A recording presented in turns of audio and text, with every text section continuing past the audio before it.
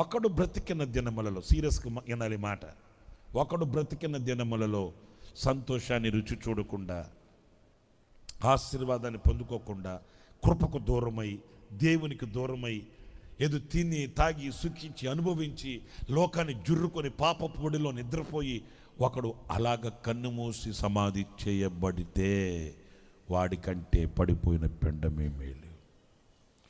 ఒకడు లోకం చేత తృణీకరింపబడి, ఒకడు లోకం చేత త్రోసివేయబడి, ఒకడు లోకం చేత హింసించబడి, ఒకడు లోకంలో పేదవాడై, ఒకడు లోకంలో రోగి అయి, వాడు క్రీస్తుని కలిగి క్రీస్తులో వాడు కన్ను మూస్తే, క్రీస్తునందు పాతి పెట్టబడితే పరలోక రాజ్యంలో వాడు గొప్పవాడై ఉంటాడు, ధనికుడై ఉంటాడని వాక్యం సెలవిస్తుంది.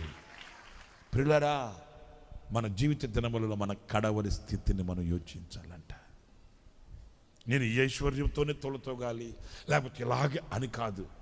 నేను ఈ లోకాన్ని విడిచిన తర్వాత ఓ మహిమను నేను చూడాలి, మహిమలో నేను ప్రవేశించాలి, మహిమాన్వితుడైన దేవుని చేరుకోవాలి. ఆ సియోను శిఖరమందు నేను ఆయనతో వసించాలి. ఒక దర్శనం